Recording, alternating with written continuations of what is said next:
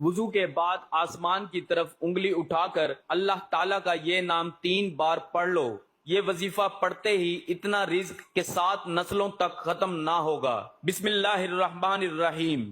محترم ناظرین، وضو کے بعد آسمان کی طرف انگلی اٹھا کر اللہ پاک کا یہ نام مبارک بس 3 دفعہ پڑھ لیں، اتنا رزق آئے گا کہ 7 نسلوں تک بھی رزق ختم نہیں ہوگا۔ ناظرین، ہماری نظر میں وضو صرف منہ ہاتھ دھونا ہے، لیکن آپ لوگ شاید وضو کے فائدے نہیں جانتے ہوں گے۔ صرف ایک بار کرنے کا فائدہ کیا ہو سکتا ہے، کتنی بڑی فضیلت ہے، آج میں آپ لوگوں کے سامنے بیان کروں گا، پھر آپ خود کہو گے کہ ہمیں ہر وقت وضو میں رہنا چاہیے۔ ناظرین، وضو کرنے کے بعد ایک ایسا وظیفہ بھی بتائیں گے، اگر وہ وظیفہ آپ کر لیں، یعنی جو شخص وضو کے بعد وہ وظیفہ کرے گا اس کی پوری زندگی بدل جائے گی۔ محترم ناظرین، وضو کرنے کے بعد صرف ایک بار یہ وظیفہ کرنا ہے، جو مانگو گے انشاءاللہ اللہ تعالیٰ سے مل جائے گا۔ حضرت ابو ہریرہ رضی اللہ تعالی عنہ سے مروی ہے کہ حضور نبی اکرم صلی اللہ علیہ وآلہ وسلم نے فرمایا، جب کوئی مومن وضو کرتا ہے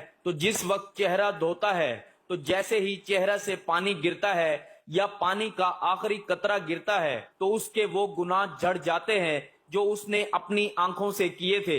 جب وہ ہاتھ دھوتا ہے تو جیسے ہی ہاتھ سے پانی کے قطرے گرتے ہیں یا پانی کا آخری قطرہ گرتا ہے تو اس کے وہ گناہ جڑ جاتے ہیں جو اس نے ہاتھوں سے کیے تھے۔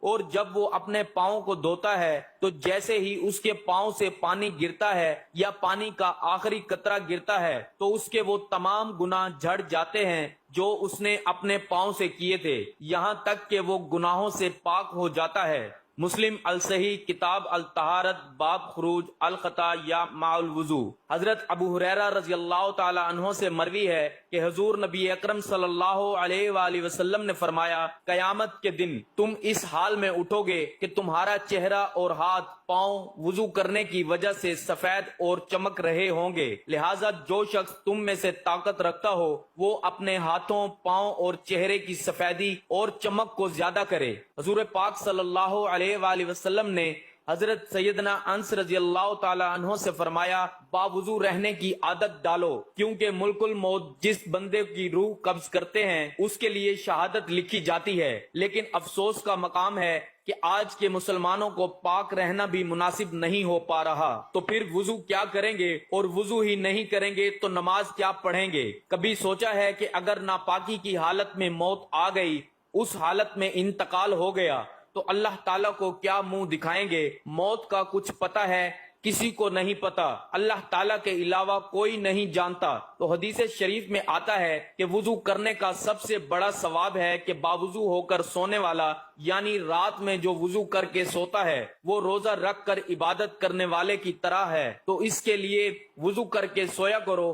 اگر آپ چاہتے ہیں کہ آپ پوری رات عبادت کرو تو آپ بس وضو کر کے سویا کرو، آپ کو پوری رات عبادت کرنے کا ثواب ملے گا اور ساتھ روزے کا ثواب بھی ملے گا۔ نبی کریم صلی اللہ علیہ وآلہ وسلم نے فرمایا کہ نماز جنت کی کنجی ہے اور نماز کی کنجی طہارت ہے، اور حضور اقدس صلی اللہ علیہ وآلہ وسلم ارشاد فرماتے ہیں کہ قیامت کے دن میری امت اس حالت میں بلائی جائے گی کہ منہ، ہاتھ اور پیر وضو کی وجہ سے چمکتے ہوں گے۔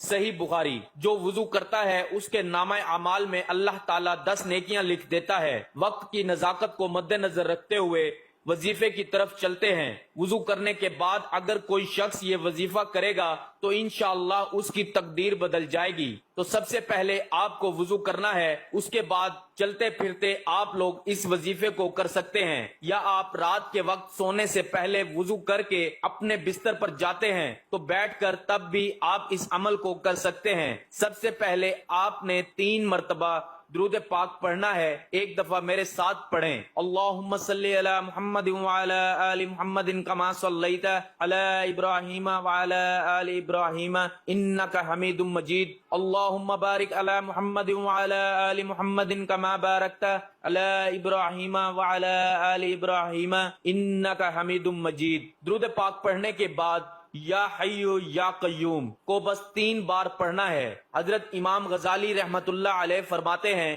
جو اتوار کے دن 1000 بار یا حی یا قیوم پڑھتا ہے اور جو وضو کے بعد اس کو پڑھتا ہے اسے روزی غیب سے پہنچتی ہے۔ آپ کسی بھی وقت یہ وظیفہ کر سکتے ہیں، تو ہر وضو کے بعد یا حی یا قیوم پڑھنے کا معمول بنا لیجئے۔ انشاءاللہ اس عمل کی برکت سے آپ کو کبھی رزق کی تنگی کا سامنا نہیں کرنا پڑے گا۔ یا حی یا قیوم یہ دو نام اللہ کے صفاتی نام ہیں۔ یا حیو کا معنی ہے جو ہمیشہ زندہ رہے۔ اب ہمیشہ کوئی بھی نہیں رہتا دنیا میں سوائے اللہ کے، ہمیشہ کے لیے۔ اگر نہ ہوتا تو حضور صلی اللہ علیہ وآلہ وسلم رہتے تو۔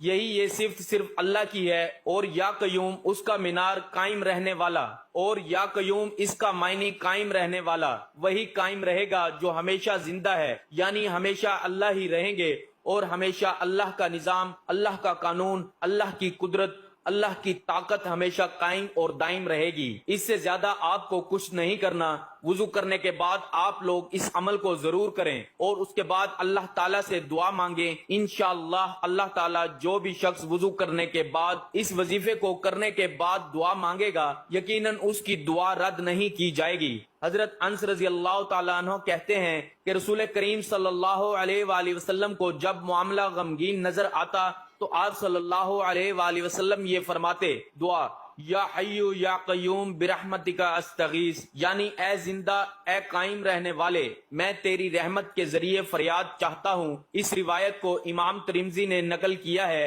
اور کہا ہے یہ حدیث غریب ہے، محفوظ نہیں ہے۔ اللہ پاک سے دعا ہے کہ اللہ پاک ہمیں 5 وقت کا نمازی بنائے اور دین اسلام پر عمل کرنے کی توفیق عطا فرمائے۔